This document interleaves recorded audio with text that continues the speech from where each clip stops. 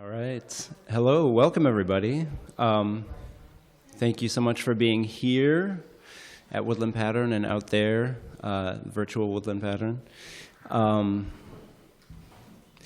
Really excited tonight to welcome Richard Meier and Lisa Fishman, and to be celebrating two recent publications, Adoration and World Naked Bike Ride, respectively. I'm Mike Wendt, I'm the program director here at Woodland Pattern. I'd like to begin with a land acknowledgement and say that we at Woodland Pattern acknowledge that here in Milwaukee we live and work on traditional Potawatomi, Ho-Chunk, and Menominee homelands along the southwest shores of Michigami, part of North America's largest system of freshwater lakes, where the Milwaukee, Menominee, and Kinnickinnic rivers meet, and the people of Wisconsin's sovereign Anishinaabe, Ho-Chunk, Menominee, Oneida, and Mohican nations remain present. We further acknowledge the grave evil colonialism introduced to these lands through genocide, as well as slavery, but also via racist and xenophobic beliefs, laws, and practices that continue to inflict harm upon Black, brown, and indigenous lives. We honor those who have lived and do live now at these intersections of identity and experience and are committed to the active dismantling of white supremacy. So many thanks once again for joining us here. Thank you so much, Lisa and Rick, for being with us. Just a couple of announcements and then we can get this rolling. Of course, we do have copies of Adoration and World Naked Bike Ride, as well as other titles for sale, which many of you have probably already seen. But if not, or even if you have, you know, you can never have too many copies.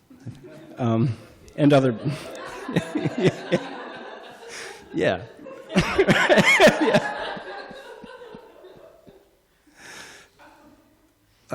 But tremendous books, really wonderful. So yeah, do yourself a favor, unless you've already done yourself that favor. I want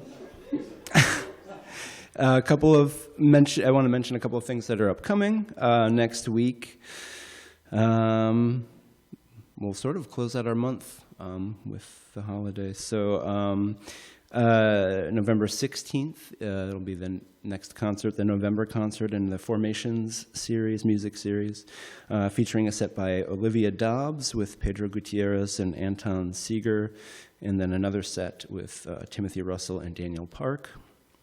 November 17th, join us for Resound Return, our monthly open mic. This month, typically it's on the last Friday, but this month, because of the holiday, it's on the 17th. So come and share your poems or just enjoy the poetry of others. It's a good vibe. And then November 18th, Saturday, we'll have a fantastic reading featuring Imani Elizabeth Jackson and Claire Cruz. That's going to be at 7 p.m. Saturday the 18th. And then the two of them together will jointly run a workshop that afternoon, starting at noon, and there is still space if anyone's interested. Woven Line, a weaving and writing workshop. That'll be happening here on the 18th. So I hope you'll join us for both of those. Okay, and finally, the announcements portion is about to conclude with me saying that, as with all of our readings, we're presenting this on a give you what you can basis. As a nonprofit, your individual support goes a long way towards sustaining us and helping us continue to do the things we do, readings such as this, all the programs I just mentioned, and so on and so on. So if you're in a position to give, I hope you'll consider doing so. And know, of course, that we thank you just for being here, which is its own wonderful form of support. So thanks for that. Okay. It's now my great pleasure to introduce Lisa and Rick, which I will do just right at the top, both of them together, as a sussing out a conversation between the two books, which maybe it's just because I read them at the same time, but also, but it feels like, there's a thing happening there. So it's a joy to be celebrating these two books and authors. Each one tremendous in its own right, but which taken together offer a rich conversation, being with oneself, the natural world, memory, thoughts, consistent in both, always with a close and sustained attention, but an attention which, through Meier and Fishman's unique cadences and rhythms, welcomes digression and enacts a transmutation of thought into language, to borrow from Richard Meier. Quote, "Words were things before they became ideas, and grain by grain become things again." Through Fishman's often wonderfully disorienting mode of address, with hints of an absurdist and surreal fabulism, the interconnected stories and world-naked bike ride take care with both the expansive interiority and interpersonal intimacy of the characters, delineating, quote, "that ongoing but finite time of our apocalyptic present." And in Meier's iteration, through the fullness of embodiment and the rich textures of lived experience, in both its lucidity and delirium, we are so often placed alongside the speaker and poetic subjects, quote, "space, suddenly tangible, propriocepted, part of the body." Meier's poems communicate at once by slow accumulation and, quote, "a continuous onrushing imagined joy." And Meier and Fishman, both in these books and in their bodies of work writ large, allow so much space for the reader, writing worlds for us to inhabit together, quote, "in the hope of saying what was true on the chance that it might matter." That was Lisa Fishman from World Naked Bike Ride. Glad then to be in the company of these two writers at a time when paying careful attention to language and thought seems perennially to matter now more than ever. Please welcome, in this order, Lisa Fishman and Richard Meier.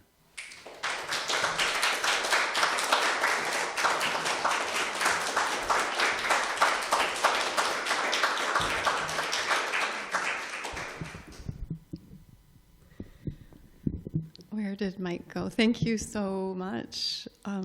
So generous.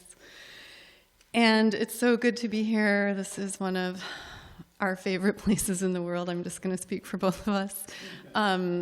Really good, so good to be here with this new book, and you all. And yeah, thank you to everybody. You know who you are. This book, you said disorienting. Yes. And so having only ever written poetry, then crossing the border, like literally and figuratively, to write fiction, much of which needed, I think, to be written in Canada, crossing the border. But not all of it. Some of the stories are set here. Many are set in Nova Scotia. Many are linked. And I'll just start with one that kind of tells one of the stories of one of the beginnings of the book, as well as whatever else it is telling. I'm going to try without my glasses first, because I brought the wrong ones. So we'll see what is going to be most possible here. Compass. Ellen, how's that sound? Ellen brought a compass to a room she was forbidden to leave for 2 weeks. She had crossed a border with the compass, a loaf of bread, and a jump rope. She brought other things too, but she liked leaving things out to see how the world might look with just what was named. Similarly, you could fill a virtual shopping cart with all the food you might imagine eating, and then methodically delete each item until your cart, the little picture in the upper right-hand corner, had 0 in it. One of the ways to amuse yourself in quarantine. Or virtually order all these groceries and then delete them. She held the compass flat in her palm and walked across the room. She turned slightly one way and then another to see how quickly the arrow veered clockwise or counterclockwise in relation to true north. Then she lined herself up with the red arrow hovering over the arrow shape, outlined in red underneath. She saw that the part of the room with a coffee maker requiring a degree in engineering was north, and that therefore, she determined, by holding her arms out to her sides as she faced the coffee maker, the bed and the desk faced west. Colin from the front desk brought a Mr. Coffee unearthed from a storage closet to Ellen's room after several hotel staff members, one by one, tried to walk her through the Nespresso directions over the phone. They had asked if she would like to FaceTime so they could help her, not being allowed to enter her room, but Ellen in her flannel nightgown would not. Sometime later, Colin knocked on the door and ran for the elevator, or he must have done, because when she opened the door to thank him from behind her mask, his legs and lower torso were in the elevator. With the agility of a silent film actor, he curved the top part of his body out of the elevator to wave, "You're welcome." Ellen, in her nightgown, held the Mr. Coffee and flipped open the top. There were small smudges of mold where the coffee goes in the plastic basket. At the same time, the coffee maker as a whole smelled of bleach, although underneath the smell of bleach was the smell of coffee. Then she realized that even if she wiped off the mold and rinsed away the bleach, she had no coffee to put in it. Only the Nespresso machine's plastic and foil encased pods. Ellen wrote no letters in the room she couldn't leave, nor did she keep a journal. Tomorrow she might jump rope, as if anything could happen. And then, in the spirit of as if anything could happen, I'm now going to read the very end of the next story. So you don't know what that story is, but here's the ending of the next story. And for comparative purposes, I'm going to try my glasses. It's a little bit better. Okay, so we might be a little safer now. And that story is called No Hats in the Forest. But here's the end. Long before the border closed, we were crossing regularly. Tunnel or bridge, Detroit to Windsor, all the way to Montreal. Every summer, plus school vacations, in the duct-taped yellow Mustang full of cigarette smoke and candy wrappers. Inside the cinder block cell at the tunnel once, the wall was cold against our backs. I wonder if you remember. Possibly Dad was considering kidnapping us that time, as if we could all run away together to the place from which he ran away in 1948. Now it was the early 1970s in the middle of the night, but the agents had noticed the bag of pot on the dashboard, so we had to sit there for a while. Yeah, it's funny now. Short one. Some of these are short. Some of them were first published in poetry journals. And some are longer and more like stories. It was always true. The avocados were 5 for $1, grapefruit $1.25 a pound. Every time I looked at my list, it seemed to be somebody else's list, with years written on it instead of items. 1972, 1984, 1997, and so on. I didn't know how to shop with this list.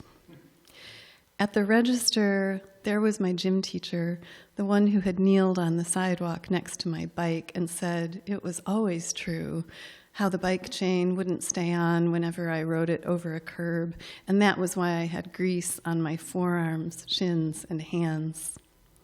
At the next register was Edith Wharton.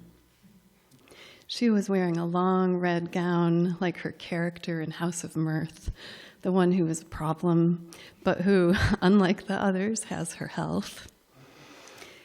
Later, I'm not sure whether it's correct to say kneeled or knelt. I can't find my Strunk and White, and I can't find The Transitive Vampire, and I can't find my MLA handbook. I look it up on the internet and learn that, quote, knelt is slowly giving way to kneeled. No one has underlined or italicized the words in question, as I was taught to do. Languages change over time, the grammar website says, and, quote, if knelt were a caterpillar making a transition into a butterfly, it would still be in the cocoon. Right now, it says, right now, both forms exist. Love that. I'll read a somewhat longer one. One of a linked set. There's these three characters who I wish would come back to me. Herschel and Bruno and Aviette. This one's mostly about Herschel. It's all about Herschel. The fourth levitation.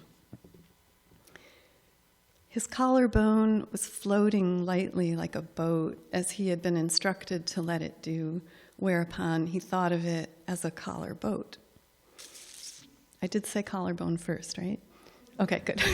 Okay.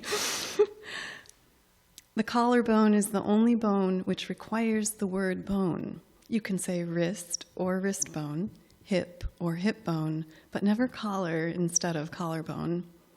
Herschel pointed this out to the instructor of anatomy on his way out of class, which had lasted a whole year and concluded with the floating collarbone instruction. Now he was in bed, collar boat afloat, hoping to levitate for the fourth time in his life. Twice in childhood he had left his body, and once as an adult, albeit in a dream. Hoping that formal study of various subjects would be helpful, Herschel had enrolled in Aesthetics of the Infinite, Anatomy 1 and 2, and Introduction to Meditation. He also signed up for swimming at the Y on the hunch that there was something to be gained by immersing in another element. He was resolved not to include psychotropic or other kinds of drugs in his efforts because they had not been involved in his previous levitations. All he had needed then were a magnolia tree near Venice Beach, a scruffy hill behind an apartment in Windsor, and one time following a death.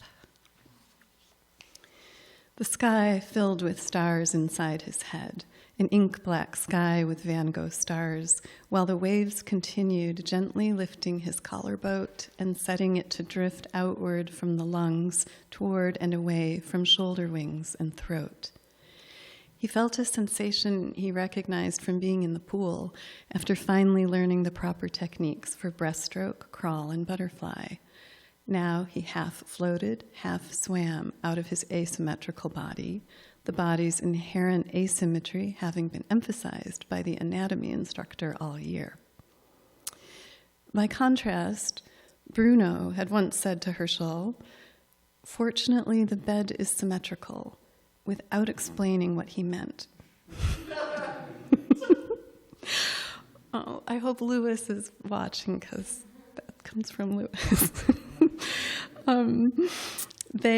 They had been putting clean sheets on a piece of furniture that was not really a bed but a day bed, which served the same purpose as a bed but could also be used as a couch.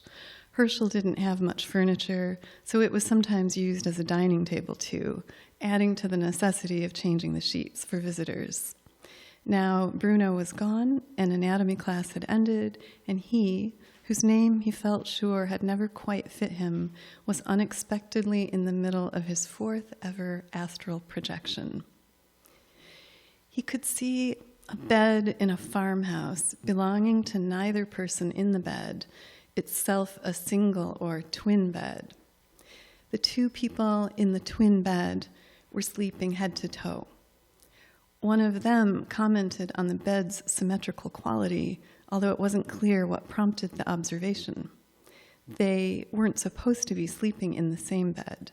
However, the farmhouse had hardly any furniture in it, only plants and other people's books. They were sleeping head to toe, as they called it, under the illusion for much of the night that such positioning ensured their chastity. Facing each other's ankles and toes, they need not caress, kiss, or enter each other, they imagined. Why the symmetry of the bed was noted by one of them, who was neither Bruno nor Herschel, was lost to time, yet a third, or was it fifth person might say. The two people were genderless, or many genders, and one had an asymmetrical spine, not an S curve, but a C curve, as the other person in the bed knew but couldn't see. How anyone's fourth levitation could bring those two people into view, Herschel had no idea, as he hovered somewhere that was neither space nor time. He couldn't see his own body on the daybed with sheets he'd put on for Bruno, and he'd read that it could be dangerous to lose sight of your body while outside it. There was a risk of not finding your way back. He wondered whether the people sleeping upside down in relation to each other and then not sleeping, at which point he looked away, constituted a scene from a past or future life about which, the whole idea of past lives, he had an open mind, but in which he didn't fervently believe. It seemed to him more likely that one of the two might be himself in a parallel or simultaneous life rather than anyone in the past or future.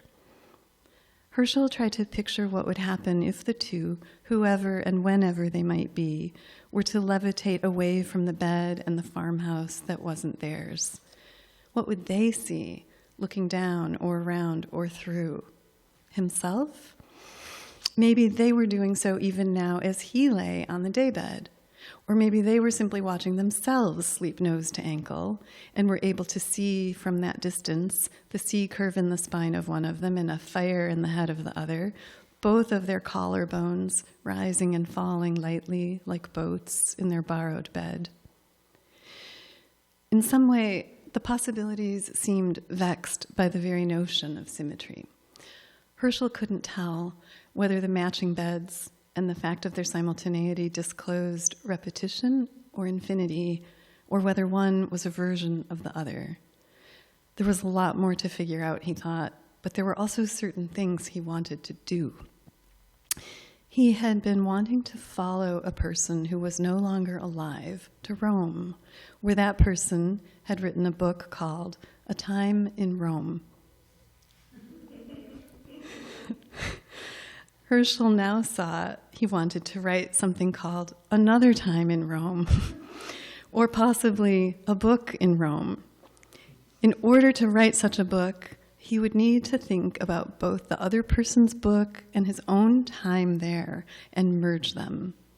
For the price of his year-long course on anatomy, plus his 6-week seminar on aesthetics of the infinite, he could have spent 2 months in Rome, the same 2 least expensive months, February and March, as when A Time in Rome was written. That rueful recognition was tinging this, his fourth levitation or astral projection, with both clarity and regret.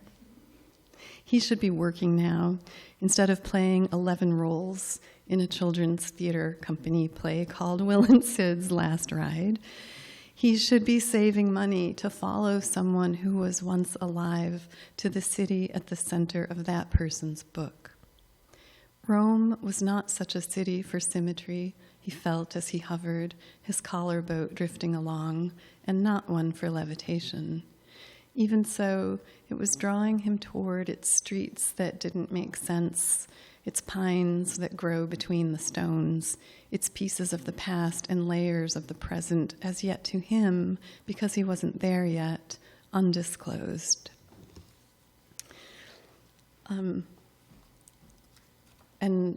The last one is very short, one of the very short ones, early in the book, also a linked one that has a few others linked with it. Magic. Here it is summer, and Else has forgotten something. She knows she has forgotten something. It is a distinct feeling, but she does not know what she has forgotten. The distinct feeling is a sureness shaped around a gap. Another time, she was remembering what hadn't happened yet. Andre had not yet pulled a hat out of a rabbit's mouth, but he would do so when she forgot. Now there was black silk sliding along the rabbit's pink tongue, hat coming out, else put her hand to her head. Thank you.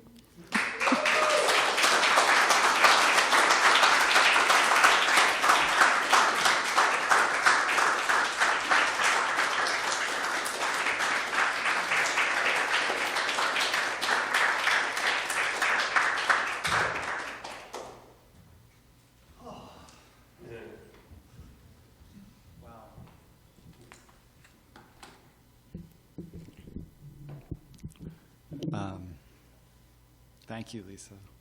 Wow. That was, make me go second. That was beautiful reading. It's my favorite reading from that book you've done that I've heard. And thank you, Mike, for those introductions, which it was a great pleasure to listen to, and for all of you for being here and being out there. All right, I'm going to read 2 poem essays, I call them. And the first one is from a book that's coming out in 2025 called A Companion, which is a companion to Adoration. So it's the sort of second part of that book. And I'm going to start with that and then read one poem. It's a section of one of these poems. They're long. There's 5 or 6 in each book.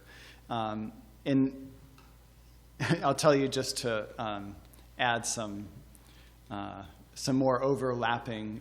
In this, there's an all-ages theater production of Nicholas Nickleby, the 9-hour 2-day play that Lisa and I were in, along with 34 other children, mainly children, people from, I think 9 to however old we are.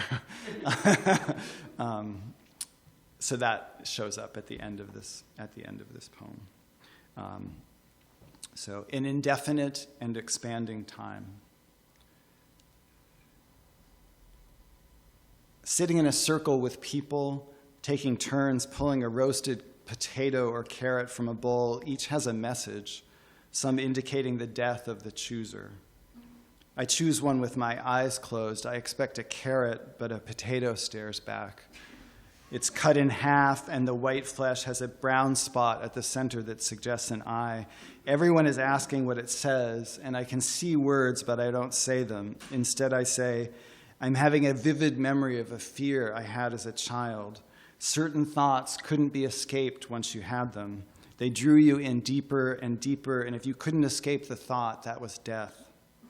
And the memory of the thought was a sensation of lines inscribed in a bowl that turned out to be a funnel with a black hole at the center.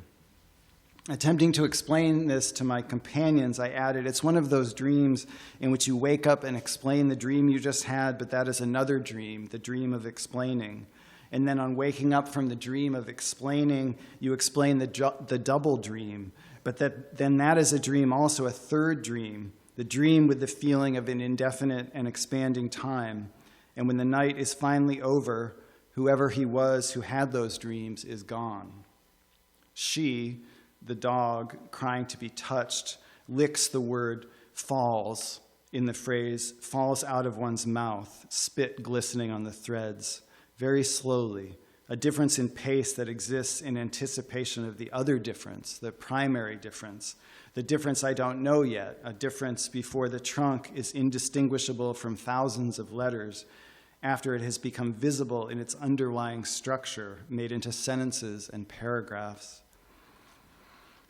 I want to be under a big green tree, a girl says, and her grandfather points before he spreads the blanket in the grass to the crown of the cottonwood so large and high that looking up I no longer see the trunk, and along with the girl doubt that under a tree is where we are. Another girl running in circles on a trampoline smaller than the boy and girl tracing her shouts as she falls, I quit, you can't touch me. C would tell here the story of D, excuse me, C would tell here the story of tipping D off the edge of the boat, how in that time he told himself it was an accident, that he was just horsing around. He would describe how D's head went right by the propeller, as if his head was inside D's head in that moment, the moment he told it and the moment it happened. 40 years later, D died suddenly of cirrhosis of the liver or complications from COVID-19. C always had exceptional balance, W would say, and had always been able to throw people off balance from that place, as if C, in asking why he had thrown D off the boat, had actually been asking how, as if to know how was a comfort.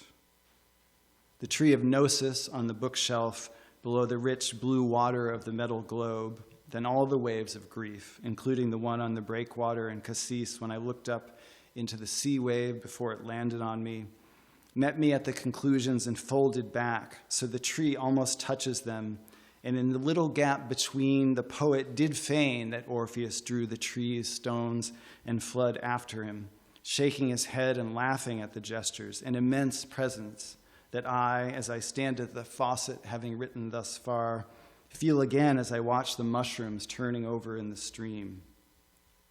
Strange circling dots of light were visible through the hackberry branches.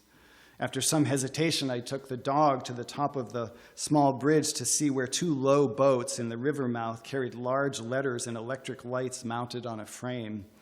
EARTH on one boat and ampersand SU on the other. The letters swayed and bobbed with the boats, while on the shore a person rotated the electric letter N in her hands like a baton. Can this continue to be true? Reading the book by Bruno Schultz, I recall my last reading around a long table in the near dark where it provided the founding text for a class on the making of small books. The character Signor Bozzo of Milan became Prospero for us as he weighed his conclusions and they dissolved into thin air. But it is we who dissolve, the light in the dark room growing dimmer as one of us reads the auras of the others, and I watch face after face float a few inches forward from the skulls, still attached by the necks to the bodies, not to surprise, but to greet me in the configuration of my dreams, demonstrating their willingness to climb, as they had that night, into the pages of the book, which I am not remembering, but encountering in repetition. The dog snores, the snow balances on the power line, and Daisy, whom I know to be flesh and blood, appears again in the pages of the book as the barrel organ turns. We shall recreate piece by piece what is one and indivisible. I walked out into the falling snow, leaving the whimpering dog behind, knowing I would talk to her and thus be unable to hear the shiver of fear, the presentiment of a thing without name that exceeds all our capacity for wonder, on Morrison Street, just after the little free library where I stopped to read the titles, Baby 411, A Practical Guide to Psychotherapy, Wuthering Heights, and shivered to be in that dark room still with the presence of the people pressing me with the bodiless pressure of something not released completely as I continued hearing the book, in the cadence of faces and bodies not normally in alignment with themselves or this time. I rushed to my room, deeply perturbed with burning cheeks. I began to turn the pages of the old book with trembling fingers. Alas, not many remained, not a single page of the real text, Schultz writes. The 19th autumn has come upon me since first I made my count. The poem answered in me as the room and its faces, whose names were in the book as songs, I saw before I had well finished all suddenly mount in rings around me. There are things that cannot occur with any precision, the book records precisely. When the balance nerve in the vertiginous ear is severed, the vertigo increases until after 5 or 6 weeks, the healthy ear takes over. The healthy ear hears the pen scratching on the paper, the sweaty palm lifting off the desktop, a third or fourth ear in the distribution of ears across the green land, where the small trees perceived as further away in the woodcut, the green buds on the lilac, what will happen to them? It's beginning again. The pencil sharpener is screwed into a 2x4, 5 inches long. It's the chrome kind, usually mounted on the wall in a classroom. 8 holes, gradually increasing in diameter, circle the adjustable dial, aligning pencils of varying thickness with the 3 cylindrical intervolving blades inside the housing. On one end of the 2x4 slopes down at a 45-degree angle. The other end has been cut in a gentle S curve. When a pencil is inserted, 2 hands must hold the board while a third turns the crank to sharpen it. The page has an R on it where I tested the pencil. And as I write this sentence, the R is repeated. A dull tone comes up through the floor. Tongue is noted pressing against the back of lower teeth, and the muscles held tight begin to loosen. Lying in bed afterwards, I felt that these things were happening inside my ear, that the attic was a figure for the ear, which has been troubling me by ringing or buzzing, perhaps for the same reasons that have led my father to consider having the balance nerve in his troubled ear severed, but also that the attic is not a figure, but a part carried in from a story. And I, as I listened to the cicadas tintinning in the trees, except that no sound inside is only there. Each part followed becomes a figure for the whole and takes the others for its parts, as it is taken in turn. Who calls so loud is one way of saying it. Another is, the stage. Another is, dreamed my love did find me dead. Why do you act? Lisa said. It is easier than being myself, Sandy said. And do you find that saying the words, they are your words, and you are being yourself? Yes, it is true, as long as one doesn't prevent it. Robert raises his head, tips and holds it, then drops it into his hands. A goldfinch sits on a sunflower, the plant bows, and the bird curls around so its beak can enter the seedbed upside down. The actions on the stage and the words of the characters in the play remain in the present. Smike James extends his hand, his fingers curled, the wrist stuck in place so the knuckles touch the chest of Nicholas Seamus, calling for his cue, though the play within the play is over. To whom do you listen, and to whom do you speak? The shadow of his hand falls onto his chest, and all of us previously absorbed in questions of order, of befores and afters, entrances and exits, in the giant ear of the theater, hammer and anvil and stirrup, we listened to the answer, stereoscilla to the grounds.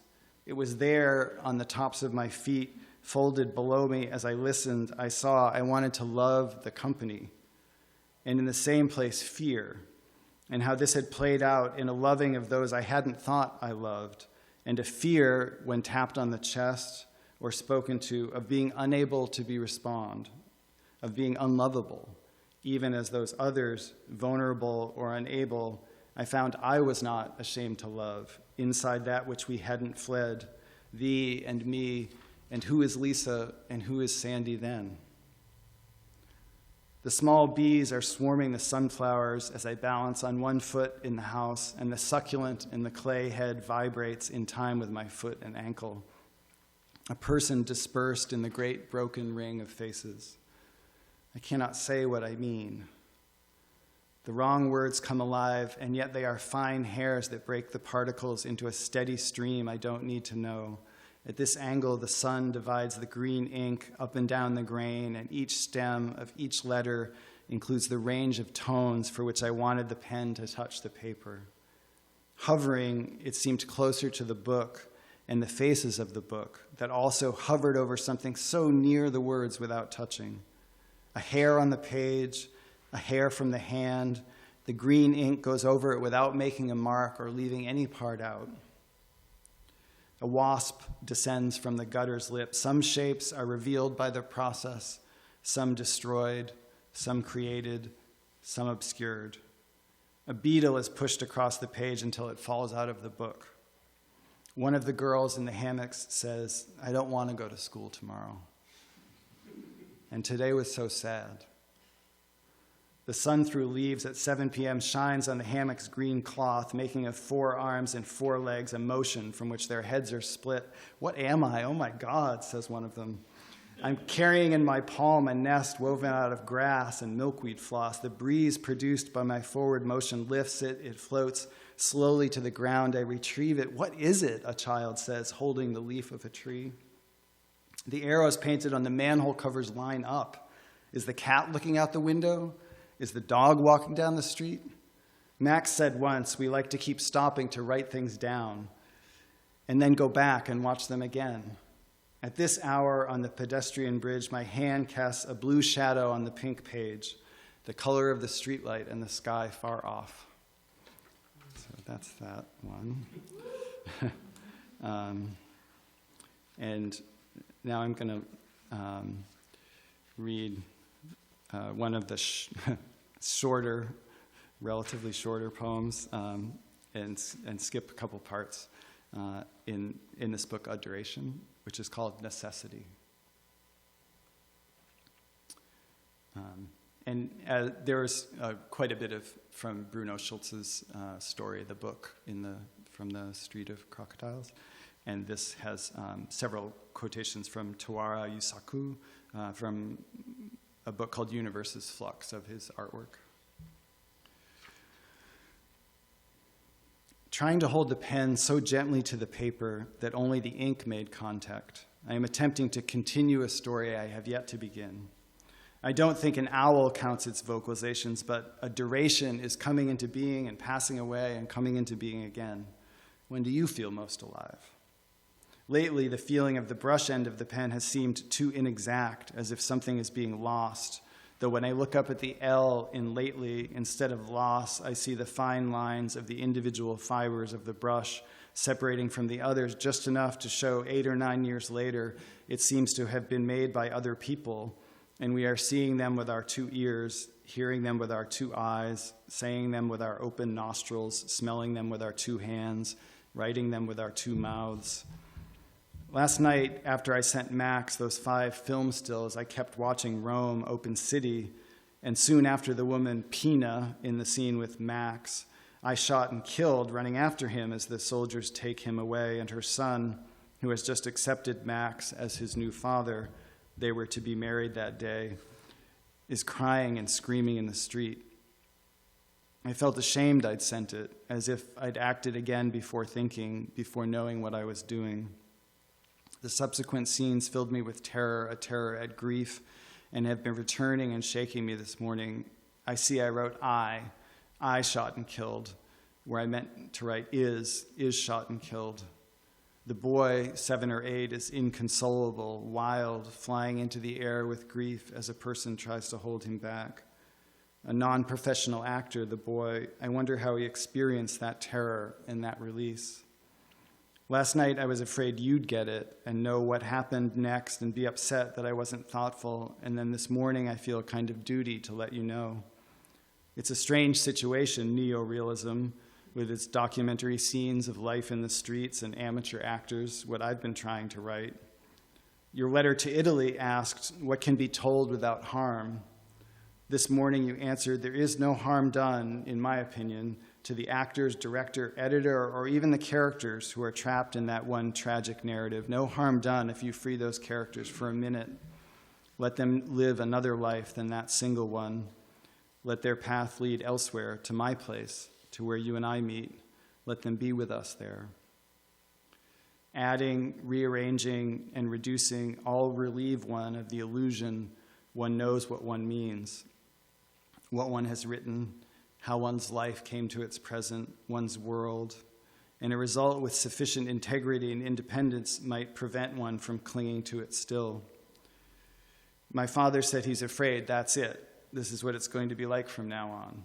Or after a good day, this can't last. A creaking sound I heard today in a clear Chihuahua prairie pool, my first peeper of the spring, I said out loud. Each time I brush this single horizontal line, ichi, I cannot avoid thinking how absurd it is to keep repeating the same foolish action over and over again. But then I realized that I may be incapable of doing anything but foolish actions. And again today I drew the number 1. The right ear rings, numb nose, space above the eye socket expanding, a budded sucker at the base of a cottonwood, red sheathed in white, I sneezed after might and waited a moment for the words to slow down and return to where the pen was waiting to write them. The newspaper pages flopping over in the drainage swale seemed to switch instantly from great weight to airy lightness, as the strong wind held them vibrating in the grass and then lifted them into a tumbling flight. Galeotto fu il libro e chi lo scrisse. Galeotto was the book, and he who wrote it. One, and then after a long delay, another milkweed seed flew off into the breeze. For 5 years, daily meditation practice plus notebook writing, observation practices, the non-human world, the domestic human world, the overlapping world, the theatrical world, the textual world, the dream world, peace. Peace. The waves ran over the high edge of the beach, flooding the plain and soaking my shoes as I failed to run between them. Even a drop of ink from the brush can form an ink play. As you move the brush freely across the scroll, there is no true depiction, yet you are suddenly aware of a finished work, spring in its abundance. Wide awake at 2 a.m., I read Proust, and a sentence compared something to an actress who arrives early at the theater and pauses for a moment among the empty seats in her ordinary clothes to watch her fellow actors rehearsing on the stage. Is it that one can survive so much loss, that the writing can? The cries of hundreds of starlings, not in that tree or that tree or that tree, but each branch widened and darkened at the tips, and more starlings landed, and the sound grew. The light shapes in the blue curtain moved to their tune. What part of your life expresses necessity? I opened the window and put my head out into the pine to listen, then into the yard at 2 a.m. and heard nothing, and faced away from the sea and into the hill whence the owl emerged, following a road around a curve so acute that to ascend one returned the way one came. Once, while listening to my stereo, on impulse, I stopped the music and turned the amp up to full volume.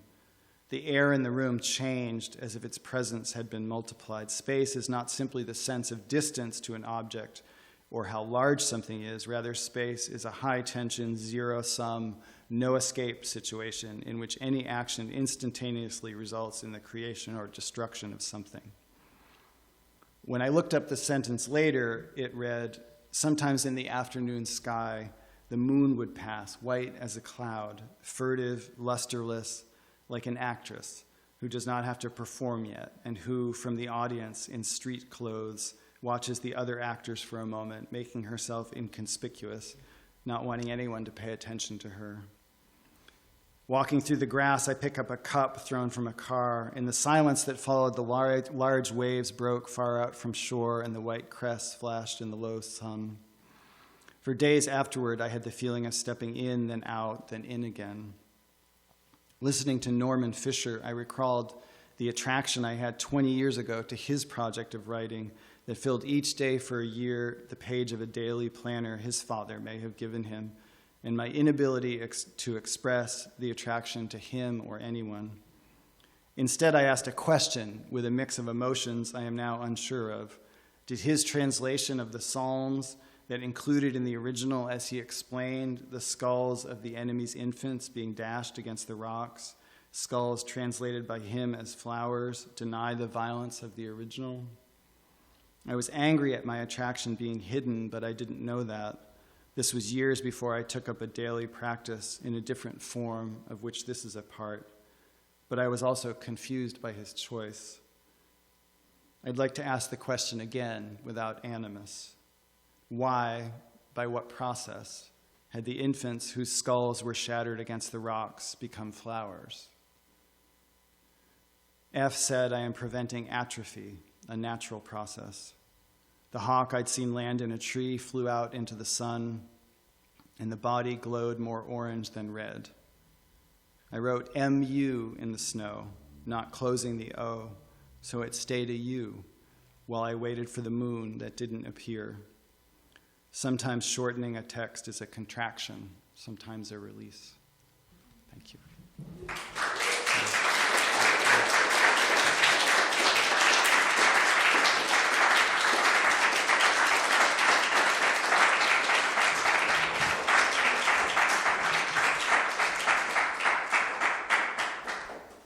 Wow, thank you so much, Lisa. Thank you, Rick.